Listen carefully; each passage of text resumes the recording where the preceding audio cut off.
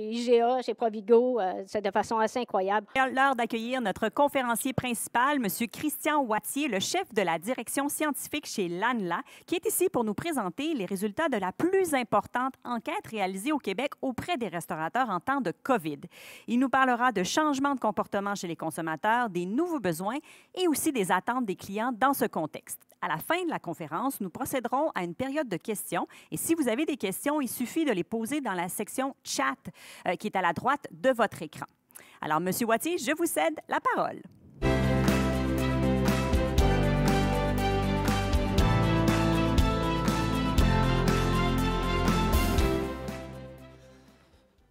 Bonjour tout le monde.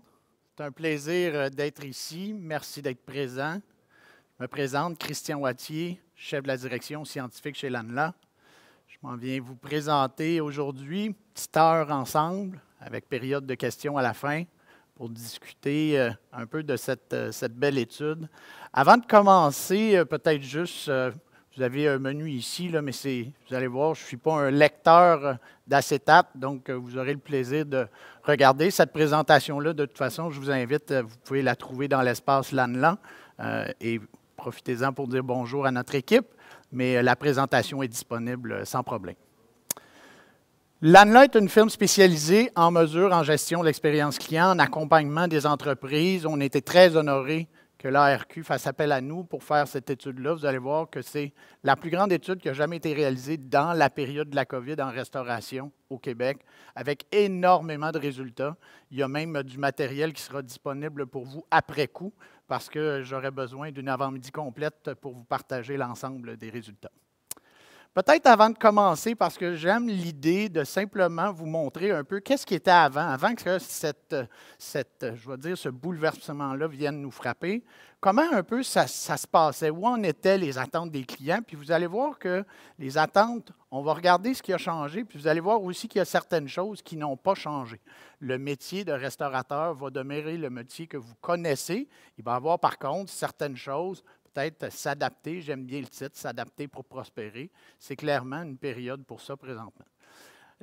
Quand on regarde avant, alors que la restauration battait son plein avant le mois de mars 2020, chose certaine, si on peut voir, c'est qu'il y avait beaucoup de possibilités. Les gens avaient l'embarras du choix. C'est d'autant plus vrai présentement, puisque, comme ça a été mentionné, plusieurs ont commencé à faire du multicanal, c'est-à-dire des gens qui faisaient pas de take-out ont commencé à en faire, des gens qui ne faisaient pas de prêt-à-manger.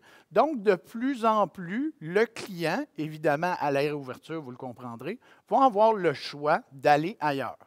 Et donc, sans rien enlever à vos œufs bacon le matin, sans rien enlever à votre spaghetti bolognaise, sans rien enlever à votre cuisse de poulet, mais à un moment donné, les produits pour le client se ressemblent. Et donc, comment il va décider de faire affaire avec vous plutôt que de faire affaire avec un autre? Comment il va décider de vous consommer en termes de restauration plutôt que d'aller faire l'épicerie? Bien évidemment, le côté relationnel de l'expérience client devient extrêmement important. C'était vrai avant, c'était vrai pendant et ça sera vrai encore après.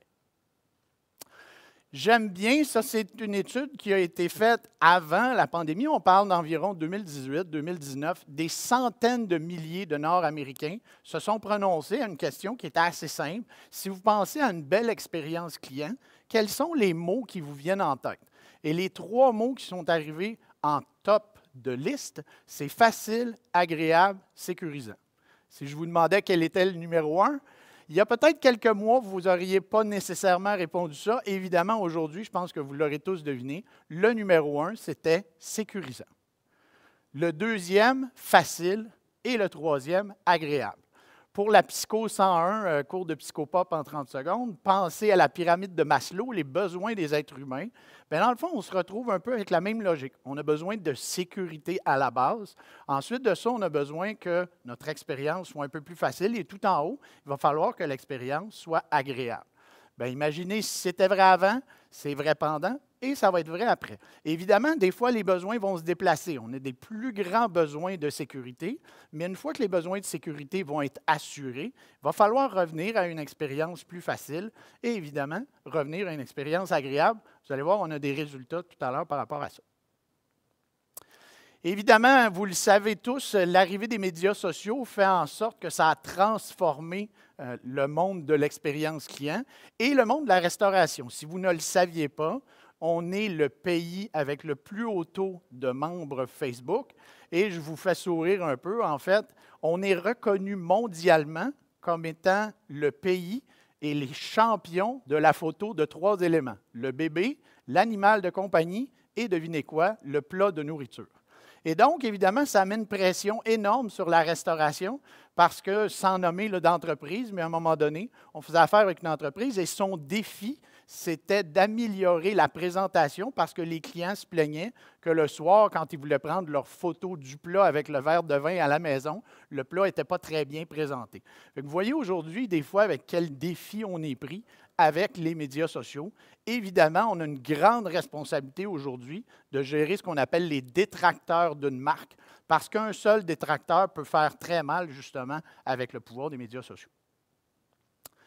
C'était une donnée qui date d'avant, je vais dire l'époque COVID, si on va l'appeler comme ça, mais les gens ont toujours été prêts à payer plus cher pour une meilleure expérience client. La plupart des gens le sont. Évidemment, la question, c'est combien plus cher pour combien de plus d'expérience client. Mais bien évidemment, les gens se reconnaissent comme clients, comme étant des gens prêts à payer plus cher pour une belle expérience client. Vous allez voir, c'est la même chose actuellement. Parfait. Dans ce fameux contexte COVID, évidemment, vous le savez, des normes sanitaires, je n'ai pas besoin de repasser là-dessus. Ça a été tout un défi pour la restauration de s'adapter, ne serait-ce que pour respecter les mesures qui étaient exigées. Par contre, qu'est-ce que ça a changé, ça? Est-ce que ça a changé des choses actuellement? Bien évidemment, vous le savez. Est-ce que ça change des choses dans le futur? Ce qui est très intéressant, c'est qu'on a demandé aux gens de faire, dans le fond, de se prononcer sur ce qu'ils ont fait pendant la période de COVID. Donc, évidemment, après la réouverture. Là, donc, je vais appeler ça un peu entre la vague 1 et la vague 2. Ensuite de ça, on leur a demandé aussi de se projeter dans l'avenir. Évidemment, vous comprenez que c'est des intentions, mais on a demandé aux gens comment ils voient 2021. Et ça s'est fait avec 3 volets. L'étude s'est faite en 3 volets. Le premier que vous voyez à gauche, c'est un sondage qui a été mené auprès des Québécois, qui a donné à peu près presque 5500, 6000 répondants, donc c'est volumineux. Ensuite de ça, il y a eu des entrevues, évidemment en virtuel, vous comprendrez, mais ça a été des entrevues qui ont été faites avec des experts et des influenceurs, une douzaine, quinzaine de gens très influents au Québec, pour leur demander de nous partager leur vision, les bons coups, les erreurs, les choses qu'ils ont vues dans la restauration. Et évidemment, l'ANLA a aussi fait une veille pour les meilleures pratiques. Donc, on vous rapporte cette information-là aujourd'hui. Je ne veux pas la faire trop lourde, je ne veux pas vous inonder de chiffres, mais vous allez voir, il y a quand même des choses qui sont extrêmement intéressantes. La première chose, c'est de comprendre comment je présente aujourd'hui. C'est vraiment en 2 volets. On va d'abord regarder ce que les gens ont fait, parce que des fois, il y a une grosse différence, vous allez voir, entre l'intention et ce que les gens font réellement. Donc, évidemment, on va regarder après, je vais dire la vague 1, quand il y a eu une réouverture, et vous l'avez bien vu, pour la plupart, les gens ont pris les restaurants d'assaut. Bien, on va regarder comment les gens ont vécu ça, ce retour-là, parce que ça va nous permettre un peu de regarder comment les gens vont vivre ça au retour de la vague 2. Et évidemment, on leur a demandé de se prononcer en fonction de leur réalité actuelle, comment ils voyaient 2021. Évidemment, ils ont été sondés entre la vague 1 et la vague 2. On n'anticipait peut-être pas la vague 2 en tant que répondant, mais cela dit, vous allez voir, les données sont extrêmement intéressantes. Parfait. Allons-y, regardons l'expérience du restaurant en temps de COVID. Donc, comment les gens ont vécu la vague 1 et comment ça a été à la reprise. La première chose, on va jeter un mythe tout de suite à terre parce que j'ai entendu ça depuis des mois. On accompagne beaucoup de restaurateurs. Et la première chose que les gens disaient, c'est « ça y est, c'est la fin des salles à manger. Maintenant, ce ne sont que des comptoirs pour emporter. » Bien, je suis désolé, la plupart, si vous ne l'avez pas remarqué, mais les gens, 85 % des Québécois ont dit que dès que les restaurants ont réouvert, ils ont pris les salles à manger d'assaut. Évidemment, même pour la plupart, c'était un défi d'espace, c'est-à-dire que si on avait eu la possibilité d'avoir plus d'espace, le restaurant a été encore plus plein. Donc, c'est définitivement, et vous allez voir, les intentions sont identiques. Les gens prévoient reprendre d'assaut les salles à manger. Je peux vous dire aussi que principalement, il n'y a pas de surprise, la première raison, c'est pour resocialiser. Je ne veux pas être plate, on va avoir passé beaucoup de temps en famille. Ce ne sera pas tant pour du temps en famille qu'on va aller reprendre la restauration. Oui, ça va permettre aux gens de sortir, mais c'est d'abord et avant tout entre proches et entre amis qu'on va reprendre ces salles à manger-là, qu'on va reconsommer la restauration. Donc, c'est à prévoir pour vous, que ce soit dans la logique événementielle, que ce soit dans les thématiques, mais clairement, on va vouloir se revoir entre amis dans les restaurants. Ces restaurants-là, comment les gens les ont trouvés? Pensez aux 3 mots qu'on s'est dit tout à l'heure. Sécurisant en premier, facile et agréable. Est-ce que les gens, quand ils sont revenus, ont trouvé que c'était moins sécuritaire? On peut regarder le verre à moitié vide, à moitié plein. Il y a quand même un 15 % de gens qui ont considéré que c'était moins sécuritaire qu'avant. Donc, il y a quand même là un manque à gagner. On devrait être très proche de 100 %, idéalement en haut de 95 %, mais évidemment, on peut le regarder à l'inverse. Il y a quand même 86 % des gens qui ont considéré que cette expérience-là, elle était sécuritaire. Évidemment, vous devinerez, est-ce que les gens l'ont trouvé moins facile? Oui, beaucoup de gens, presque 2 répondants sur 3, 2 Québécois sur 3, ont trouvé que c'était contraignant, que les mesures étaient contraignantes. On s'entend qu'après la vague 1, on commençait à s'adapter justement, on commençait à réagir. Mais vous voyez qu'on a comme bien répondu à l'aspect sécuritaire. Évidemment, ce qui va être important, c'est de revenir à quelque chose de plus facile. Par contre, j'envoie les fleurs à vous tous, restaurateurs, restauratrices. Normalement, on est à la base de sécurité. Des fois, on réussit à être facile, puis rarement, on va réussir à être agréable dans des situations exceptionnelles comme celle-là. Et à l'inverse, 85, presque tout le monde trouvait que c'était quand même agréable. Même si c'était un peu plus compliqué, les gens ont trouvé que vous étiez cordiaux, que vous aviez beaucoup de courtoisie, beaucoup d'empathie. Ça a été quand même très agréable de consommer de la restauration entre la vague 1 et la vague 2, ce qui est une excellente chose. Parfait. Bien évidemment, là, il n'y a pas de surprise. 92 % des gens, donc presque tout le monde a dit, bien écoute, j'ai consommé de la restauration. Là, on parle de comptoir pour emporter, livraison et tout ça. Énormément de gens se sont tournés vers l'opportunité qui était disponible. Certains se sont adaptés pour commencer à l'offrir, mais définitivement, ça a été une avenue importante entre la vague 1 et la vague 2. Ça va être intéressant de voir comment les gens voient 2021, mais évidemment, c'est devenu une source, je vais dire, de revenus et une opportunité de vente importante pour plusieurs. Ça, j'ai trouvé ça extrêmement intéressant. Si vous avez un élément important à retenir aujourd'hui, c'est ça. Comment les gens ont fait leurs commandes? Vous le voyez, environ 50 % des gens ont fait leurs commandes par téléphone. Par contre, il y a une portion non négligeable. Évidemment, il y avait un peu de commandes sur place, mais beaucoup ont fait de la commande en ligne. Et une chose qui est intéressante, c'est que quand on a commandé sur place, on a commandé moins d'argent. Donc, on a commandé pour moins de dollars. On est un peu plus pressé. Il y avait un malaise à rester sur place. Mais imaginez, ce qui est intéressant, c'est que les gens qui ont commandé par les outils en ligne ont commandé beaucoup plus que les gens qui ont commandé par téléphone. D'où le pouvoir de la technologie. Il y a des technologies disponibles présentement et ces technologies-là, ne les voyez pas comme étant des dépenses, voyez-les comme des investissements parce que les gens ont plus de temps. Évidemment, par téléphone, malgré tout, on se sent un peu plus pressé, pas comme si on était en personne, mais chose certaine, il y a des belles opportunités dans l'utilisation des technologies pour augmenter les revenus. Évidemment, vous le savez, les gens sont en télétravail. Je ne réinventerai pas la roue en vous disant ça. Environ 40 % des gens se sont dit en télétravail. Certains étaient surpris quand j'ai présenté ça. Certains pensaient que c'était plus, mais non, environ 40 %. Ce qui est intéressant, on peut le regarder, évidemment, pour certains, ça va occasionner des défis, ce télétravail-là.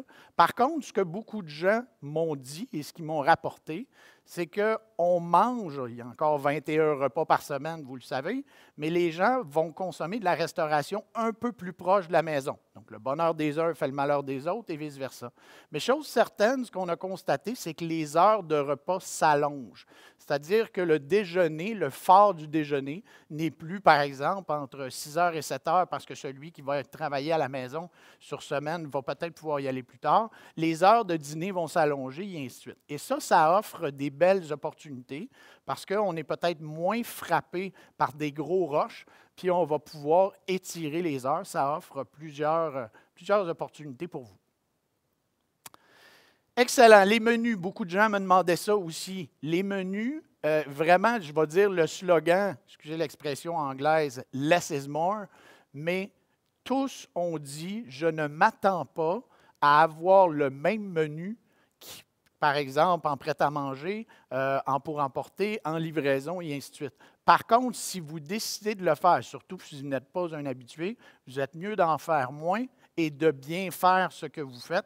Et ensuite, vous augmenterez sensiblement votre menu si vous le désirez.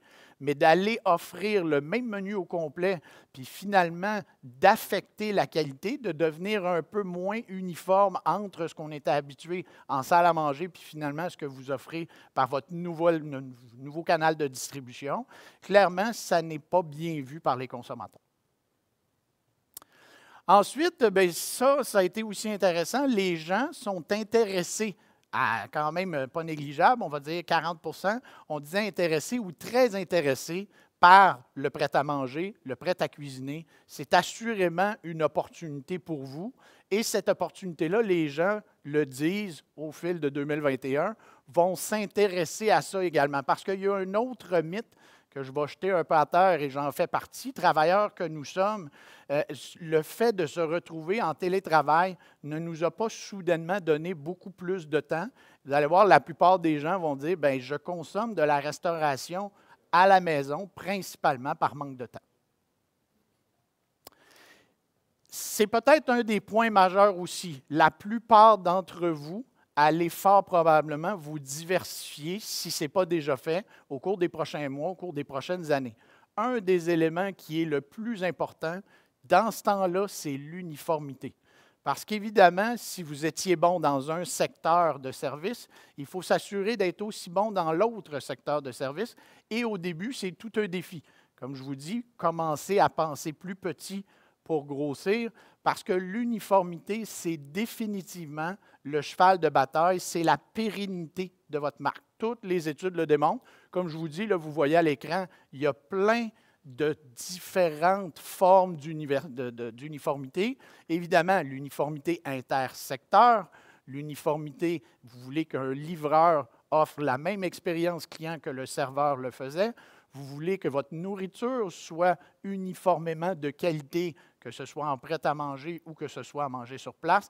Donc, vous voyez l'idée, l'uniformité, plus on devient multicanal, plus l'uniformité devient un défi. Quand on a un seul secteur, c'est plus facile. Quand on a plusieurs secteurs, c'est évidemment plus difficile.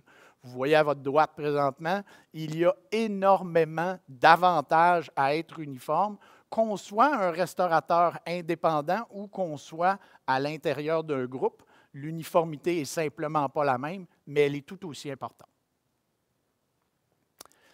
Évidemment, je ne pourrais pas passer sous silence. Souvent, bon, juste avant, c'est peut-être un autre mythe que je vais défaire. J'ai entendu de la restauration, des restaurateurs, restauratrices me dire, bien écoute, le problème de main-d'œuvre risque d'être réglé. Malheureusement, il va fermer certains restaurants et la fermeture va nous amener une hausse de disponibilité de personnel. C'est faux. Présentement, tous font, comme fort probablement vous le faites, avec beaucoup de résilience, traversent cette crise-là au mieux. Mais c'est faux que ça va donner une abondance de personnel compétent, chef cuisinier et ainsi de suite.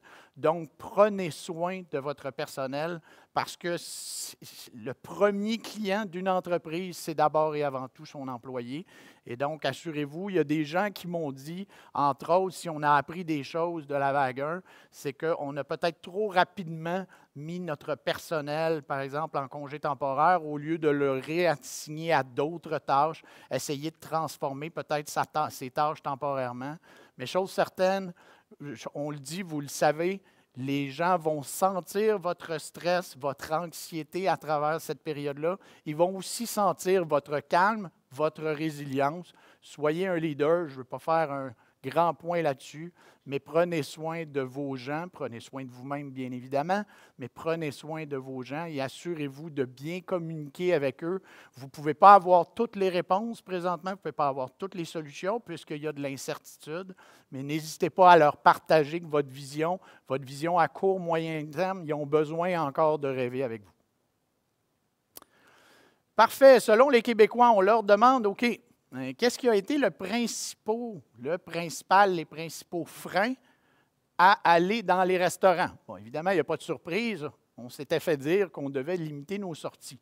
Par contre, je veux vous pointer que dans le top 4, si on regarde ça, il y a un élément, moi, qui me frappe, c'est qu'il y a une grande inquiétude de la part des consommateurs de ce que les autres clients allaient faire ou ne pas faire. Et on l'a dit, c'est très difficile comme restaurateur, j'en conviens, d'aller voir des gens et de faire, je vais dire, de la discipline. Mais sachez que quand vous le faites et que c'est difficile de le faire avec un client, tous les autres clients constatent que vous le faites et ça, c'est très, très bien vu. C'est la deuxième crainte en importance, c'est-à-dire, bien, je vois des clients, je m'inquiète beaucoup plus des clients, évidemment, par la suite, les employés et justement, peut-être l'hygiène de façon globale, les mesures sanitaires. Mais faites très, très attention, dès que vous êtes trop souple ou que vous n'êtes pas assez sévère avec un client, ça impacte sur tout le reste de la perception des clients. Pensez aujourd'hui à l'interdiction de fumer. Vous n'avez aucune difficulté à vous présenter si quelqu'un décide de fumer dans votre restaurant, à aller lui dire que c'est interdit, puis on ne s'en sent pas du tout mal. Il faut que ce soit la même chose pour le respect des mesures sanitaires en tant que COVID. Je ne fais pas la liste complète, mais encore là, on leur a dit qu'est-ce qui pourrait t'inciter à retourner après, on va dire la vague 2, mais qu'est-ce qui pourrait t'inciter à y retourner davantage? Vous voyez que le numéro 1, ça va avec l'autre aussi, là, un peu en opposition puis en complémentarité, c'est qu'il fallait mettre d'avant des mesures et il faut les faire respecter par les clients. Ça, c'est ce qui va faire que je vais retourner davantage. Ensuite, les gens ont commencé à dire, ça serait le fun si, le point 2, là, mais les promotions, j'appelle ça autour des thématiques, des événements, les programmes fidélité et ainsi de suite, mais des nouveautés. Soyez un peu inventifs à proposer des choses un peu, ce que j'expression, packagées. Les gens aiment ça, ils aiment consommer ça. Ça va? Excellent. Les mesures qui ont été les plus appréciées, vous allez voir après les moins appréciées, mais évidemment, il y avait des mesures qui étaient directement des mesures sanitaires. Il y a aussi d'autres éléments. Moi, ce que je trouve intéressant, c'est des choses qui généraient beaucoup de sécurité. Hein, vous vous rappelez le premier besoin de sécurité? On voit évidemment tous les éléments qui étaient associés à la COVID, mais regardez au bas, un registre des visiteurs. Il existe des registres gratuits, restez ouverts. Je nomme celui-là, mais il y a des registres. Le simple fait de montrer qu'on tenait un registre créait de la sécurité et les gens ont particulièrement aimé ça. Évidemment, si vous arrivez à travers les étapes qui sont moins faciles à maintenir cette belle expérience client, vous l'avez vu, les gens ont dit vous étiez courtois, c'était agréable. Bien, clairement, les gens ont aimé ça et ils ont beaucoup aimé les menus électroniques, les codes QR, tout ça, ça a été très apprécié. À l'inverse, ce qui n'a pas été apprécié, bien, vous le voyez, c'est le non-respect. J'ai bien aimé parce qu'on a vu beaucoup de gens dire que ce n'était pas non seulement le non-port du masque, mais bien le port du masque inadéquat. Rappelez-vous, au début, là, entre la vague 1 et la vague 2, quand on portait le masque, c'était un peu porté des fois n'importe comment. Les consommateurs le remarquaient. Et l'autre élément que je trouve très intéressant, vous vous rappelez, on a eu tendance à être très sec, très autoritaire dans notre ton parce qu'il y avait des mesures, des règles à respecter, puis on a transféré un peu ce stress et ce ton autoritaire aux clients, et ça, les clients n'ont pas aimé ça. Les clients veulent que vous soyez, dans le fond, à l'aise. Je pense qu'avec le temps, on va prendre cette aise-là, tout le monde. Mais chose certaine, vous devez partager avec vos employés qu'il faut fuir un peu ce ton sec et autoritaire. Tout le monde va mieux fonctionner dans un environnement beaucoup plus cordial. Autre élément, la sensibilité au prix. Vous l'avez vu parce que des gens en parlent. Bon, qu'est-ce qu'on peut faire avec ça? Il y a quand même une portion non négligeable de gens, on parle de presque 2 Québécois sur 3, qui ont dit oui, je comprends que ça va coûter plus cher. Évidemment, rappelez-vous, on a toujours dit je suis prête à payer plus cher pour une plus belle expérience qui est donc sécuritaire, facile et agréable. Donc, être tout aussi sécuritaire qu'avant, le client a compris que ça a un coût. Évidemment, il va vouloir aussi que ça redevienne, comme je vous dis, facile et agréable, mais il est prêt à payer, la plupart des gens, entre 5 et 10 d'augmentation. Donc, encore là, ça vous offre des opportunités par rapport à ça. Ça fait le tour un peu de comment les gens ont vécu la période, je vais dire, 1, entre la vague 1 et la vague 2. Et comme je vous dis, là, on a demandé aux gens comment vous voyez 2021. Évidemment, on se replace dans les souliers des consommateurs qui ont vu 2021 sans savoir ce qu'il en serait actuellement. Il n'en demeure pas moins que, bon, quand est-ce que ça reviendra? Janvier, février, mars, bientôt, le plus tôt, le mieux. Je suis de tout cœur avec vous pour ça. Je suis un grand consommateur de restauration et je rêve de pouvoir y retourner rapidement. Cela dit, regardons-le là, vraiment avec des lunettes, peut-être moins d'opérateurs, puis juste dire comment les gens voient les choses de 2021. Je peux vous dire, là, juste avant de commencer, quand on parle aux experts, la plupart des gens sont optimistes. Les gens ne sont pas pessimistes. Le slogan, je l'adore. Les gens voient beaucoup plus cette période-là, appelons-le de bouleversement, comme une période de transformation, une opportunité de prendre une pause, parce que souvent, dans le feu de l'action, ce n'est pas là qu'on a le temps de rénover, ce n'est pas là qu'on a le temps d'innover, ce n'est pas là qu'on a le temps de mettre quelque chose en place, et on le remet toujours à plus tard. Bien, plus tard, c'est maintenant, et la plupart des experts vont dire c'est une belle période d'opportunité pour se préparer à ce qui s'en vient, parce qu'évidemment, vous le savez, vous l'avez vu dans le passé, des périodes difficiles suivent toujours des périodes, sans dire là, de grande euphorie. Là.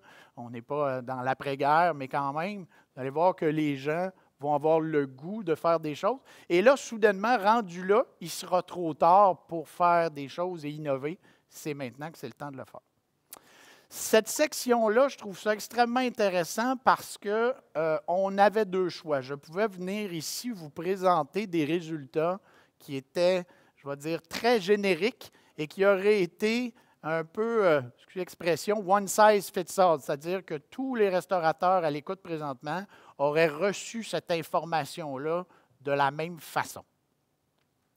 Présentement, dans l'espace LANLA, on a décidé, conjointement avec l'ARQ, de placer au-delà de la présentation 10 rapports détaillés. Vous voyez ici à l'écran, présentement, il y a 7 familles. On a regroupé l'information parce qu'évidemment, les experts se sont prononcés.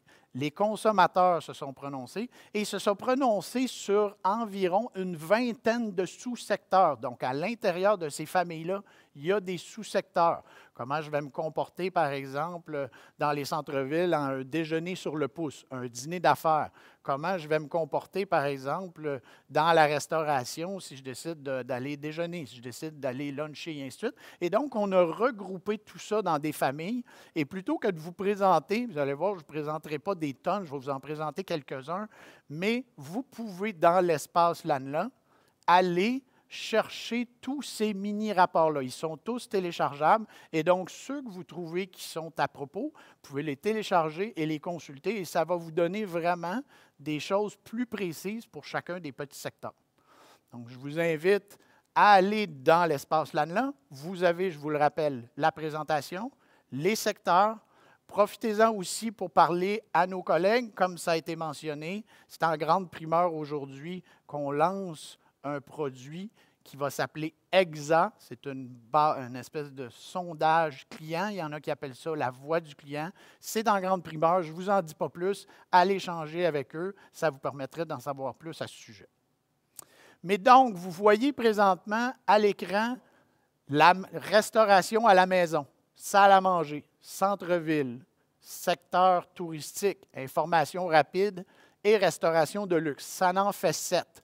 On en a ajouté 3 complémentaires.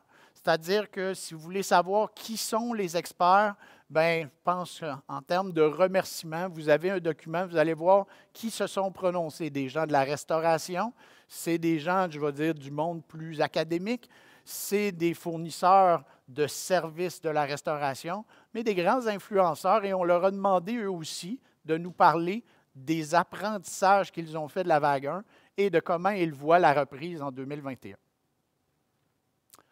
Comment chacun de ces petits rapports-là se lie? Vous avez un rappel de la méthodologie, évidemment, mais vous allez avoir ce qu'on appelle un indice de changement. Un indice de changement, on trouvait ça très intéressant, c'est de dire comment l'année 2021 s'annonce selon ce que les consommateurs ont dit. C'est-à-dire qu'on a demandé aux consommateurs, est-ce que tu prévois faire ça plus souvent? Est-ce que tu prévois faire ça moins souvent? Et pourquoi? Pourquoi tu prévois le faire moins souvent? Et qu'est-ce que ce secteur-là pourrait faire pour que tu puisses le reconsommer davantage? Donc, les consommateurs vous donnent des pistes de solutions, des listes d'actions. Voici des choses que tu peux faire pour que moi, je retourne davantage consommer ton secteur de restauration. Il y a évidemment des pistes de réflexion et même des bonnes pratiques par les experts qui vont carrément dire « Moi, j'ai vu dans tel restaurant une chose qui était une très bonne idée que d'autres restaurateurs pourraient mettre en place. » Donc, c'est vraiment quelque chose qui est intéressant et qui est très spécifique à chacune des petites familles. Comment on va le mesurer? Comme je vous dis, si vous voyez à l'écran, on demande aux gens, est-ce que tu vas mesurer plus fréquemment? Est-ce que tu vas mesurer moins fréquemment? Et il y avait, je vais consommer tout autant. Évidemment, on a enlevé ça et on a simplement pris, je vais consommer plus, je vais consommer moins, et ça donne un score. Évidemment, si le score est négatif, vous comprenez que ça veut dire que c'est un secteur qui va peut-être être en baisse. Vous comprendrez, il n'y a pas de surprise, je n'annonce pas des grandes nouvelles. Il y a des secteurs, on le sait, qui vont être plus affectés en 2021. Il y en a d'autres qui sont en hausse. Mais ce qui est intéressant, c'est quand vous allez voir un secteur en hausse a quand même des opportunités d'être encore plus en hausse. Parce que les clients vont dire, bien, écoute, si tu fais ça, je risque de le consommer encore davantage. Comme je vous dis, c'est un bilan qui est vraiment non homogène. C'est le constat que je peux faire là, sans qu'on regarde tout de suite les résultats. C'est que, vous le savez, il y a des secteurs qui vont être parmi les 7 familles. La restauration à la maison est planifiée pour être en hausse. La restauration rapide en légère baisse et évidemment là, des baisses, je vais dire, plus importantes, pas tous aux mêmes égards, dans les 5 autres familles, sorties entre proches, centre-ville, salle à manger, restauration de luxe et secteur touristique. Comme je vous dis, les gens vous mentionnent par contre, voici ce que tu peux faire pour que la situation soit moins grave. Les gens se prononcent. Si on prend les pistes d'action et qu'on les regroupe de façon globale, la première chose, c'est rappelez-vous que la restauration, c'est un lien social. C'est là où on va aller se voir en famille, c'est là où on va aller se voir entre amis, c'est là où on va aller en couple, célébrer. Les gens vont avoir besoin de ça. Et il va falloir que vous capitalisiez sur ça. Des événements, ça ne sera pas, je veux dire, la fête des mères à tous les jours, ça ne sera pas la Saint-Valentin à tous les jours, mais commencez à songer à créer des événements, surtout au retour. Les gens vont avoir le goût de se retrouver ensemble. Les outils technologiques, je vous le dis et je vous le répète, c'est une source d'opportunité. Allant de la prise de commande, en passant par la réservation, en passant par la mesure de la satisfaction, la gestion des détracteurs, il y a énormément d'outils disponibles aujourd'hui pour améliorer la performance de votre entreprise. Maintenant, c'est le meilleur moment. Les gens vivent beaucoup de sécurité par rapport à ça et commencent, vous l'avez vu tout à l'heure, vont même dépenser plus d'argent en fonction de l'utilisation des outils technologiques. Autre élément, le prêt-à-manger, le restaurant-boutique. Bon, si vous avez commencé à développer, ce que je veux dire, un secteur, par exemple la livraison, ce n'était pas quelque chose que vous faisiez, vous avez commencé à le faire, tant mieux. Commencez à vous demander, oui, mais c'est quoi le prochain secteur que je peux mettre en place? Et c'est quoi le prochain secteur? J'ai bien aimé ce que j'ai entendu tout à l'heure. Il y a des gens qui ont commencé à faire de la distribution à l'intérieur, par exemple, des épiceries. Aujourd'hui, il y a beaucoup d'ouvertures. On n'a plus besoin d'être capable de distribuer dans l'ensemble des épiceries du Québec pour pouvoir le faire. Il y a une grande ouverture pour les produits locaux dans une petite quantité, je vais dire, de points de service. Profitez de ça, c'est le temps parce qu'à un certain moment, peut-être que cette porte-là va se refermer. C'est le temps de profiter de cette opportunité-là. Évidemment, l'expérience de qualité, la plupart des clients vont vous le dire. Oui, je vais accepter que ce soit un petit peu plus difficile. Cela dit, ça ne sera pas éternel. C'est qu'à un moment donné, pour un même prix et même un prix plus élevé, la seule promesse d'une expérience sécuritaire, ça va devenir la norme. Donc, on va s'attendre à avoir plus que ça. Donc, encore là, ça va être important d'écouter votre client. Ça va être important de savoir ce qu'il pense, comment il vit votre expérience. Demandez-lui, demandez à vos employés aussi. Vos employés vont vivre une nouvelle expérience. Ça va être important de les écouter pour savoir comment ils vont vivre ça.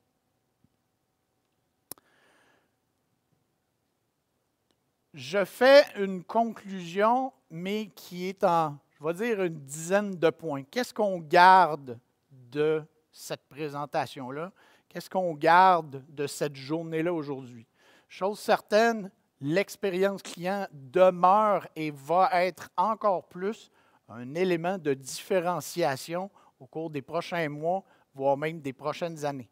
Parce que, vous l'avez vu, les produits, les canaux de distribution vont se multiplier et étant donné ça, les produits vont devenir de plus en plus disponibles, d'où l'importance de se différencier par sa propre expérience. Souvent, il y a des gens qui vont me dire, si vous êtes dans des réseaux, dans une bannière, moi je dis souvent, l'uniformité, ça ne veut pas dire se robotiser.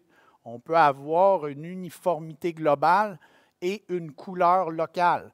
Donc, vous devez, à travers votre expérience, avoir une couleur locale. Si vous êtes un restaurateur indépendant, vous pouvez avoir et vous devez vous distinguer par des éléments d'expérience client.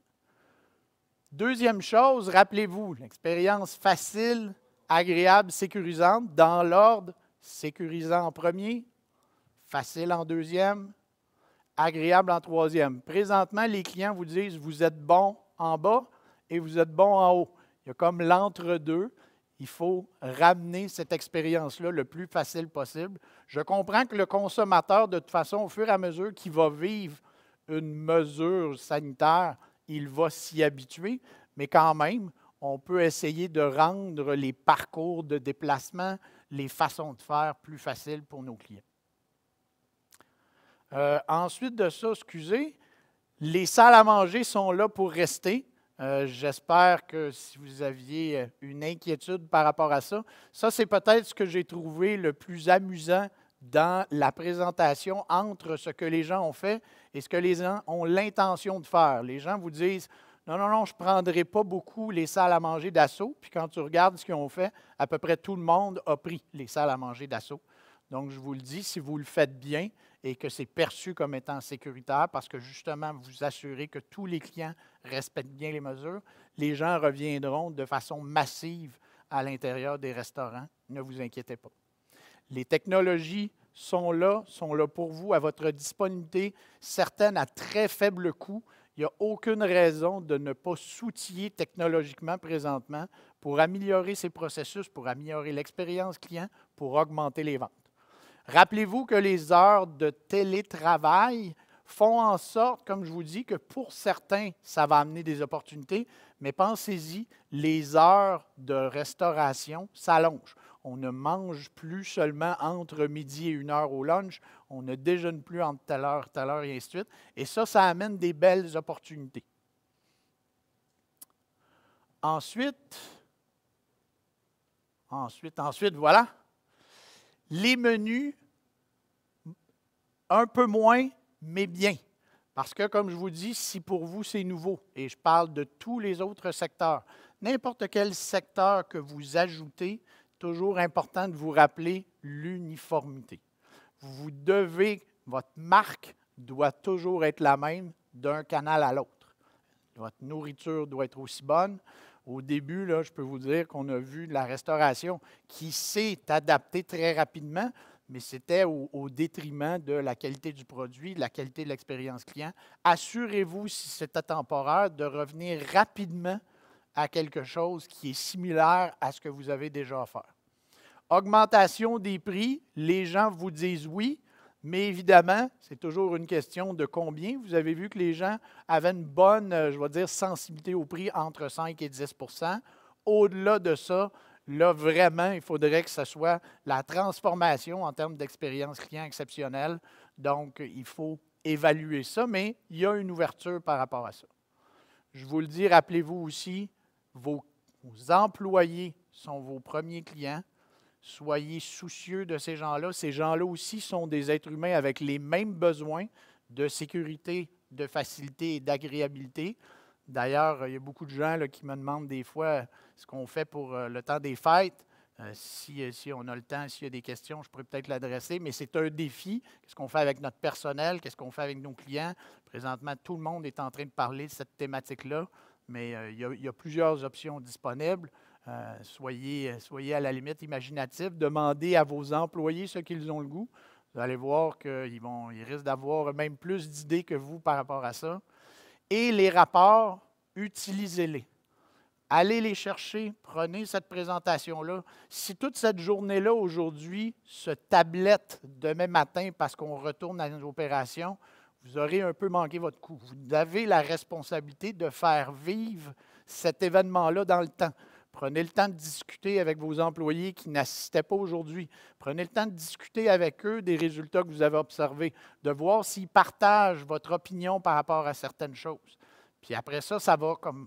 Vous pouvez ramener ça même dans 2, 3 mois, 6 mois. Quand la réouverture va se faire, on ressort ces résultats-là, puis on regarde, est-ce que finalement les consommateurs sont en train de faire ce qu'ils avaient l'intention de faire? Oui, non et pourquoi?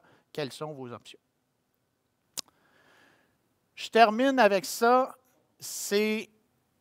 il y en a eu des bouleversements.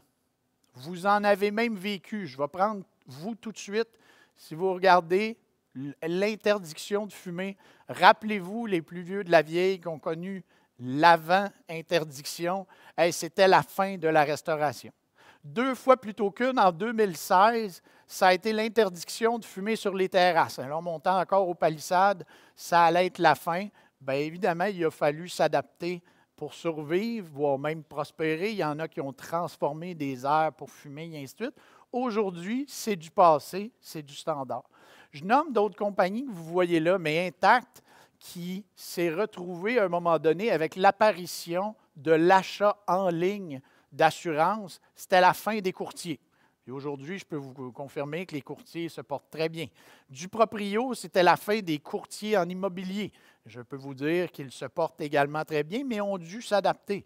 McDonald's, vous le voyez là, dans l'image qui est à droite, c'est les bornes chez McDonald's. Quand on a fait l'implantation de technologie, la plupart disaient ça va être la fin du personnel, le remplacement, tout va être automatisé.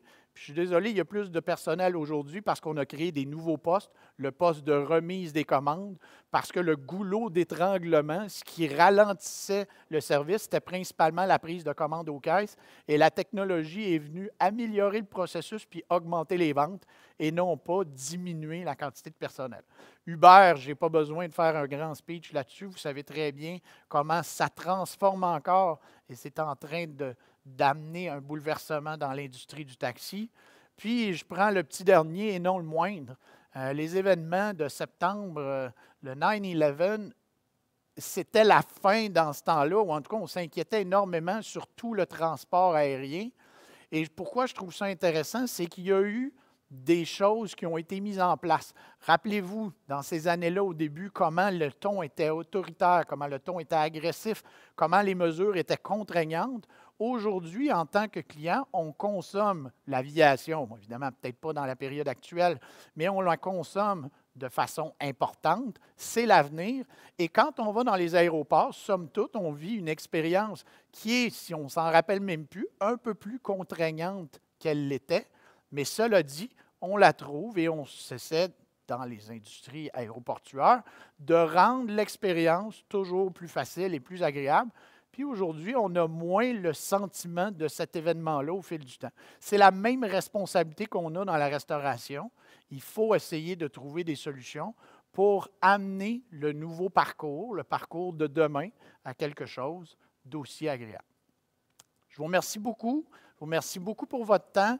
Je vous invite, comme je vous dis, autant pour ma part, si vous voulez, après toute cette information-là, prendre contact avec nous, l'équipe de l'ANLA, l'ARQ, on est disponible. L'objectif, c'est de vous aider, de vous accompagner à trouver des solutions. Si à la lecture des petits rapports, vous voulez davantage de précision, je vous invite à nous joindre. On est facile à joindre, l'équipe de l'ANLA.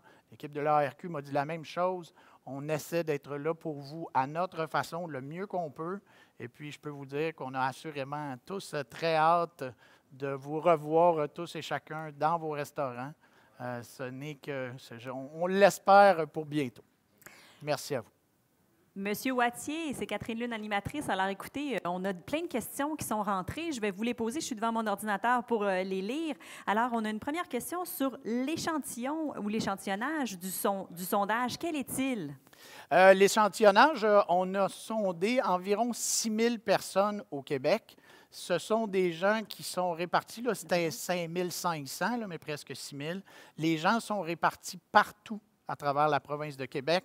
Donc, évidemment, dans toutes les régions. Il y a d'ailleurs un petit rapport qui fait état justement des différences que les consommateurs auraient pu donner par rapport, par exemple, au centre-ville ou par rapport à des régions. Donc, c'était vraiment une représentativité là, pan-québécoise. Justement, la deuxième question, en lien à ce que vous venez de me dire, est-ce que le sondage a été fait uniquement avec des gens qui habitent dans les villes, mais peut-être au niveau rural, est-ce que les gens ont répondu de la même façon? Est-ce que vous vous rappelez des données, là, si on voit une différence entre les deux? Il y a des différences. Il y a des similitudes, puis il y a des différences entre le rural et le urbain. Évidemment, comme je vous dis, puis des fois, là, vous l'avez même vu à la vagueuse, c'est plate à dire, le bonheur des uns va faire le malheur des autres. C'est vrai qu'on a, lorsque la fin de la vague 1 est arrivée, on a pris d'assaut pour beaucoup, puisqu'on voyageait au Québec, des régions. Donc, des régions ont même été submergées, donc très bien desservies. Évidemment, ça a été au délestement de certains endroits. Le périurbain aussi s'en tire assez bien dans certains comportements. Mais comme je vous dis, c'est ça qu'on trouvait intéressant, c'est l'avantage d'avoir des petits rapports qui font en sorte que tous et chacun, aux défis qu'ils vont rencontrer, se font dire par les consommateurs. Évidemment, donc, nous, on regardait les gens du rural, quand ils se prononcent sur le rural, comment ils vont le vivre. Des gens de la ville vont vous dire comment ils vont vivre le rural et vice-versa. Donc, l'information est bien segmentée. Oui, puis aussi, certaines zones rurales sont restées en zone orange pendant longtemps. Donc, les restaurants restaient ouverts. Là, on peut penser à l'Estrie qui vient juste de passer en zone rouge. Donc, peut-être que ça faisait une différence aussi pour les clients qui habitent dans ces régions-là. On a aussi une nouvelle question. Quels sont les principaux constants en ce qui concerne la restauration de luxe? La restauration de luxe a plusieurs, je veux dire, comme tous, plusieurs défis. C'était un secteur, justement, qui était, je vais dire, assez exclusif en termes de diversité de canaux de distribution. On allait consommer cette restauration-là en restaurant, en salle à manger, et il y avait un format, puis il y avait un décorum. Ce qu'on voit, c'est la capacité à ces restaurateurs-là de démocratiser un peu leur restauration, la rendre plus accessible. J'ai vu des idées fantastiques, évidemment, tout dans le respect là, des mesures sanitaires, mais manger chez nous, chez vous. Je m'explique. J'ai vu des restaurateurs dire, préparez votre table, préparez vos assiettes, votre coutellerie et vos chandelles. Puis au lieu de faire la livraison, moi, par exemple, comme propriétaire, je ne fais peut-être pas toutes les livraisons, mais j'en fais quelques-unes. Puis ça, c'est le service, mettons, VIP. Il y a un montant d'extra. Et ce montant-là, une fois à l'intérieur, je fais simplement faire le service comme si vous étiez assis dans le restaurant. Je vous ouvre à la limite la bouteille de vin et je quitte. Comprenez que dans des circonstances, ça pourra, peut-être pas maintenant, mais il y a des idées comme ça. Vous devriez faire aussi une espèce de de time management, une gestion du temps des heures de repas. C'est-à-dire qu'il y a des heures de repas présentement moins achalandées où vous pouvez peut-être offrir certaines choses que vous ne pouvez peut-être pas offrir dans les périodes plus achalandées. Et certaines personnes vont vouloir se prévaloir de ces choses-là. Donc, comment on fait pour amener dans la restauration de luxe une restauration plus accessible, autre que par la salle à manger seulement? J'aime bien vos exemples. Je pensais aussi, là, dès le début de la pandémie, puis ça a causé aussi une espèce d'onde de choc, mais on peut penser au restaurant Noma à Copenhague de René Redzepi, qui est rapidement devenu un endroit où on mangeait des burgers avec des vins nature. Hein? Donc, on peut voir que effectivement, la gastronomie de luxe s'est vraiment transformée. On n'aurait jamais pu penser que chez Noma, on mangerait des burgers il y a même déjà moins d'un an. Alors, on a aussi une question de monsieur qui dit « Je suis un commerçant indépendant, j'ai moins de moyens. Est-ce que je peux miser quand même sur l'expérience client et quelles sont mes options? » Ça, c'est une excellente question parce que je l'obtiens souvent. Puis je ne veux pas segmenter ou stigmatiser, mais beaucoup de gens disent « Bien, les regroupements, les bannières peuvent se permettre de gérer l'expérience client, pas moi. » C'est faux, ça n'a jamais été plus faux. Aujourd'hui, pour 15 $ par mois, vous pouvez gérer de l'expérience client. Et si vous avez 0 moyen, je vais revenir, mais la méthode des petits pas, je veux dire, la boîte à suggestions, ça reste encore quelque chose qui fonctionne. Ne rien faire aujourd'hui, c'est à peu près impossible. Tous les consommateurs ont le sentiment qu'ils peuvent s'exprimer au moment où ils le désirent. Et c'est une erreur de penser, la plupart des commerçants, des fois, qui vont dire « Moi, je suis dans mon restaurant, je sais ce que mes clients pensent, parce que s'ils ne sont pas contents, ils vont venir me le dire. » C'est faux. Il y a seulement à peu près 4 % des gens insatisfaits qui le disent directement. 96 % des clients insatisfaits le disent par d'autres mécanismes. Donc, dites-vous souvent, là, si vous êtes un restaurateur qui ne gère absolument pas la voix du client, qui n'écoute pas à la limite, puis qui dit « les gens viendront me le dire », vous avez environ 25 fois plus de gens insatisfaits que vous le pensez. Donc, aujourd'hui, méthode des petits pas. Mettez une chose en place, mettez une petite technologie en place, faites-le savoir à vos gens. Leur opinion est importante. Et moi, c'est souvent le fameux boucler la boucle qui est bien à la mode aujourd'hui. Vous devez passer d'un monde qu'on va appeler informationnel à un monde interventionniste. C'est-à-dire que vous devez intervenir auprès de vos gens avec l'information que vous recevez. Partagez-leur les résultats. Si vous avez des télévisions, si vous avez de l'affichage, je peux dire en passant, là, ici, mettons, X % de gens sont satisfaits de telle chose. Voici sur quoi on travaille l'année prochaine. Mais partagez avec vos clients ce qu'ils vous disent et comment vous les avez entendus. Merci beaucoup pour cette réponse. J'en profite pour les gens qui nous regardent actuellement. Il nous reste encore un peu de temps là, avec M. Wattier. Si vous avez des questions, n'hésitez pas à les poser. M. Wattier, vous l'avez un peu adressé pendant votre présentation au niveau des changements des comportements des consommateurs, mais il y a quelqu'un qui se demande quoi faire avec un client difficile, entre guillemets. Les clients difficiles, c'est une bonne chose. Il faut le mentionner parce que... Je suis contente de vous l'entendre dire. Oui, c'est une bonne chose, un client difficile. Si tous les clients sont faciles, on en apprend souvent moins. On dit qu'on apprend de nos clients difficiles, on apprend de nos clients qui se plaignent. Et vous l'avez vécu, plusieurs l'ont vécu. Là, on a vu des vidéos complètement loufoques de gens qui s'entêtent à ne pas respecter les mesures actuelles. Et ça nous amène toujours cette espèce de malaise au début d'intervenir auprès d'un client difficile, surtout les employés qui sont peut-être un peu moins expérimentés, les plus jeunes, ça dépend de la personnalité. Il y a peut-être 3-4 règles que je dirais. La première chose, c'est de s'excuser. Et quand on s'excuse, ce n'est pas parce que vous venez de reconnaître votre propre tort. Il ne faut pas le prendre personnel. Ce qu'on s'excuse au nom, en son propre nom et au nom de l'entreprise, c'est que la personne vit un désagrément. Elle a le droit de vivre un désagrément, à tort ou à raison, mais il faut d'abord et avant tout s'excuser. Ça, ce que ça va commencer à faire, c'est que ça va désamorcer un peu la situation explosive. Donc, on va commencer par s'excuser. On va laisser la personne s'exprimer, toujours dans le respect. Ce n'est pas parce qu'un client est insatisfait qu'il a le droit de vous manquer de respect, mais on va le faire verbaliser. On va s'assurer qu'on a bien compris.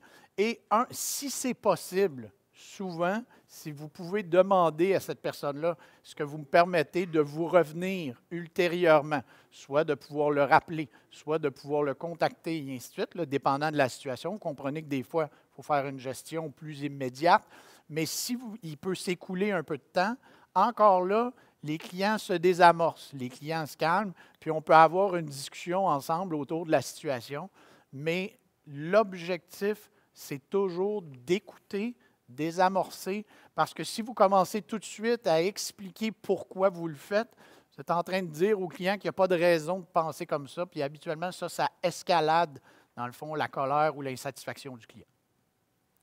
Parfait. Aussi, on a une nouvelle question. Quand croyez-vous que la demande pour les événements privés, on pense au mariage et autres, reviendra? On sait que ça peut être une source de revenus très importante pour nos membres. Absolument. Quand on parlait aux experts, les experts les plus, je vais dire, optimistes, voyaient un retour. Bon, je vais mettre la normale entre guillemets, vous comprenez tous. Les gens voyaient un retour à la normale aux alentours du printemps de l'été 2021. Les plus pessimistes voyaient davantage au début de 2022. C'est clair que 2021, vous le voyez, on commence à avoir un discours autour des vaccins, l'arrivée du vaccin, évidemment, comment le gouvernement va réagir par rapport à tout ça, les permissions qui vont être octroyées. C'est certain que ça va affecter le secteur de la restauration, mais vous savez très bien qu'il y a d'autres secteurs qui sont tout en attente de ces nouvelles-là.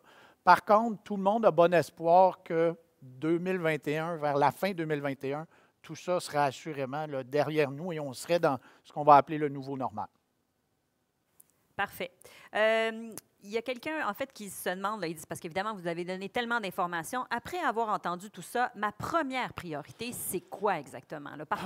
Sur quoi on devrait commencer à travailler?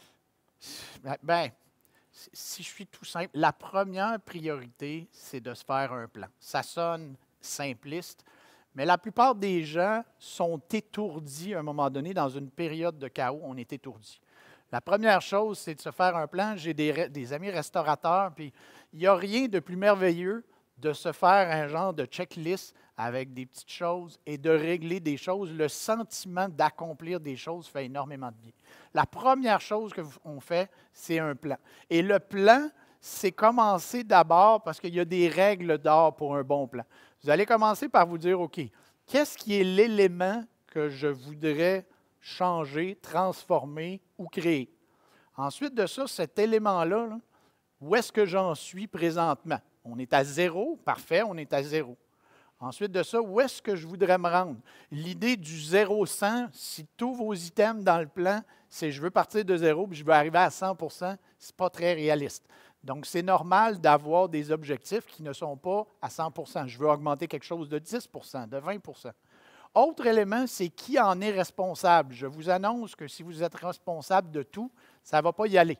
Je comprends que vous êtes tous des superman et des superwomen qui, dans la restauration, conjuguent famille, travail, et ainsi de suite. Mais il n'en demeure pas moins que vous avez des employés, vous avez des gens solides sur qui vous pouvez vous appuyer. Il y a des choses dont vous n'avez pas à être le responsable. Vous pouvez faire partie de l'équipe, mais vous n'êtes pas le responsable. Fixez-vous une cible, fixez-vous un échéancier. Ce n'est pas grave de ne pas l'atteindre nécessairement, mais ça vous donne quand même une cible. Décomposer en morceaux. Qu'est-ce qu'il faut que je fasse dans les 2 prochains mois, les 2 prochains mois suivants? Parce que si vous dites, je me donne l'année pour faire ça, à un moment donné, on arrive à la toute fin, puis malheureusement, on était pris de court, on a fait d'autres choses. Et ce plan-là devrait être affiché. Il devrait être affiché pour tous les gens qui sont responsables du plan d'action.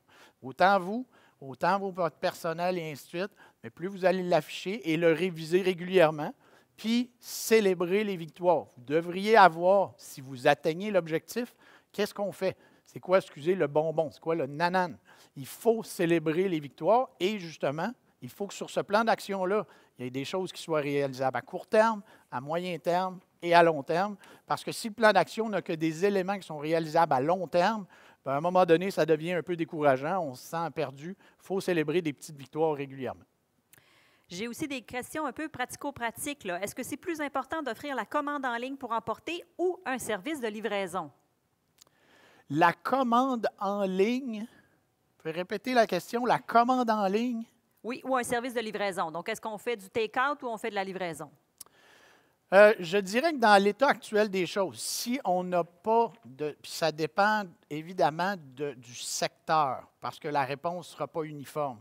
Si votre secteur à couvrir est extrêmement grand et que la livraison va s'avérer extrêmement coûteuse, peut-être qu'on est mieux de commencer par un service de commande pour emporter en amenant les gens chez nous. À l'inverse, si le fait d'amener les gens, si naturellement, par exemple, les gens n'y vont plus, bien là, c'est l'inverse. Il faut commencer à développer des mécanismes pour aller chez les gens et aller chez eux, puisque peut-être notre secteur est affecté par le fait que les gens ne viennent plus. Donc, la réponse n'est pas uniforme partout. Il y a peut-être aussi une petite clarification ici qu'on vous demande. Là. Vous avez dit que les salles à manger étaient là pour rester et que c'était mais en même temps que c'était un des segments qui accusait le plus de baisse. Est-ce que ce n'est pas un peu contradictoire? Oui, ça, je suis content de l'entendre parce que justement, c'est ce qui nous a fait sourire, comme je disais vers la fin. C'est peut-être l'élément entre l'intention et la réalité qui est, entre guillemets, le plus faux. Bon, évidemment, quand on le prend dans son ensemble, ça donne un peu plus d'incohérence. Évidemment, il y a certains secteurs, par exemple, on le sait très bien, est-ce que c'est demain matin que je vais retourner prendre d'assaut les salles à manger le midi en plein centre-ville pour mon heure de lunch d'affaires? Non, peut-être pas. Par contre, ce qui a été intéressant de constater, c'est qu'au moment, même si les gens se disaient, c'est faux de penser que les gens, là, soudainement, vont maintenant se faire à manger parce qu'ils sont à la maison en télétravail, qui ont plus de temps, qu'ils vont maintenant qu'utiliser les services de livraison à la maison et ainsi de suite. Les gens, dès que l'opportunité va y être, ils sont pris par la pulsion, le désir de socialiser et de retourner dans les salles à manger. Une nouvelle question. À court terme, si vos salles à manger ne peuvent pas rouvrir en décembre parce que nous sommes en zone rouge, quelles sont les choses les plus optimales à offrir à nos clients, là, donc dans le prochain mois? Là? Dans le prochain mois, s'il y a une chose, évidemment, dépendant où vous en êtes dans les autres canaux de distribution. Mais chose certaine, ce qui a bien fonctionné pendant la crise est si vous n'avez pas accès à l'intérieur d'une salle à manger, vous devez commencer à vous préparer, l'hiver s'en vient. Comment vous ne pourrez pas faire attendre des gens à l'extérieur au froid. Il faut commencer peut-être, il y a des services là, possibles, appeler à l'intérieur, on vient vous porter dans la voiture. Est-ce qu'on commence à travailler sur, je vais dire, je ne veux pas nommer d'entreprises qui ont décidé de faire un genre de repas complet et de l'offrir, mais vous pouvez commencer à songer à faire des choses comme ça. Commencer à faire des préparations. Des gens vont donner des cadeaux. J'ai vu un restaurateur qui a fait des centaines de pots de betterave, des pots de ketchup, puis finalement, il vendait ça comme étant le cadeau de Noël local à offrir à des membres de la famille. Et finalement, des membres offrent de la nourriture. On n'est pas, je veux dire, en temps de guerre, mais c'est tout un mouvement d'encouragement qui fait en sorte que des gens offrent en cadeau des produits locaux. Et puis ça, c'était bien à la mode d'offrir les produits locaux quand c'était des artisans ou des choses comme ça. Aujourd'hui, les restaurateurs peuvent très bien faire la même chose. Ah oui, effectivement, c'est une très bonne idée. Il y a quelqu'un qui revient sur votre fiche centre-ville où vous parliez du phénomène des ghost kitchen. Est-ce que vous pouvez nous expliquer en quoi ça représente une opportunité? Ça, c'est une opportunité qui était en forte croissance avant la COVID et qui connaît encore, je veux dire, beaucoup de popularité. C'est-à-dire qu'à l'intérieur des établissements, on peut commencer à avoir, je vais dire, une marque qui va vivre exclusivement virtuellement. Donc, on a vu au Québec des restaurateurs même se partager des établissements. Pensez à un établissement de déjeuner qui, une fois ses heures terminées, peut partager ses cuisines pour que quelqu'un qui n'aura pas pignon sur rue et donc qui n'aura pas de point de service va développer une marque. Vous pouvez même vous en développer une également. Mais c'est de plus en plus à la mode de vendre, par exemple, des produits en ligne avec aucun de point de service proprement dit. Ce concept de Ghost Kitchen qui est très variable, mais est très à la mode présentement. Alors, je suis de retour avec vous pour peut-être une dernière question. Bien sûr. Il y a quelqu'un qui se demande, bon, on n'a pas de party de Noël cette année. Je fais quoi avec mes clients, mes employés, là, évidemment, pour prendre soin d'eux? On sait que les ressources humaines, c'est tellement important en restauration. Absolument. Noël, présentement, tout le monde retient son souffle. Qu'est-ce qu'on va faire? Bon, il y avait peut-être déjà, vous l'avez entendu aujourd'hui aux nouvelles, des nouvelles qui sont, je vais dire, encourageantes. Cela dit, je peux vous dire que les gens aiment mieux un petit quelque chose que rien du tout.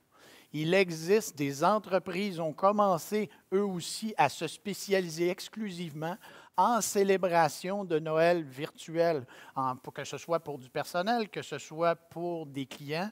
Mais soyez à l'affût des nouveautés, des initiatives et offrez à vos employés l'opportunité de penser à quelque chose.